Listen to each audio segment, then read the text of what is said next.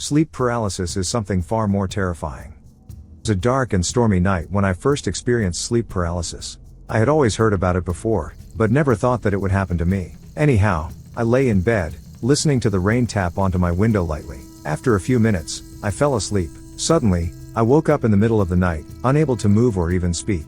I felt a heavy weight pressing down on my chest. I opened my eyes and saw a shadowy figure standing at the foot of my bed, its faceless features standing out in the darkness. I tried to scream for help, but no sound came out. The figure seemed to laugh at my helplessness, and I could feel its presence weighing on me like a physical force. It was like nothing I had ever experienced before, and I knew that something was terribly wrong. I tried my hardest to move, but I just couldn't. Suddenly, as quick as the mysterious figure came, he disappeared. I sat up, sweating and able to move again.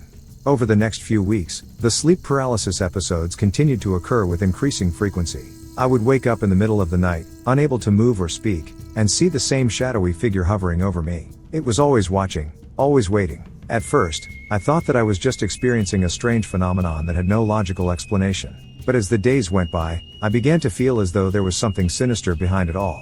The figure in my dreams began to appear to me in the waking world, following me wherever I went. You can call me crazy or whatever the hell you like, but I saw it for sure. I could see it out of the corner of my eye, lurking in the shadows and always just out of reach, moving fast enough to escape my sight. It was like a living nightmare that I couldn't escape from. I tried to ignore it, but it was always there, a constant reminder of the terror that I had experienced during the sleep paralysis episodes. That dread I experienced was now there constantly. I could never be relaxed. I became increasingly paranoid and sleep deprived, unable to shake the feeling that I was being watched at all times. It was like the entity was stalking me, waiting for the right moment to strike. My friends and family noticed the change in me and became worried. They urged me to seek help, but I knew that they wouldn't understand the gravity of the situation.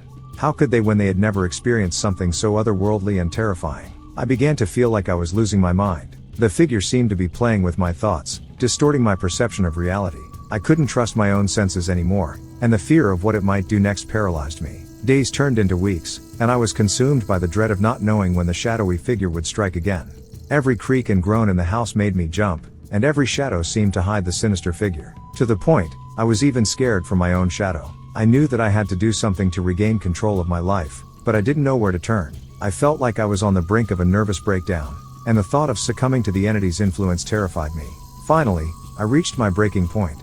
I knew that I couldn't go on like this any longer. With my mind made up, I decided that it was time to confront the figure that had been haunting me for so long. I gathered all the courage I could muster and waited until nightfall. As I lay in bed, I closed my eyes and tried to visualize the figure, willing it to appear before me. At first, there was nothing but silence. Then, I felt a cold breeze brush against my cheek, and I knew that the figure was there.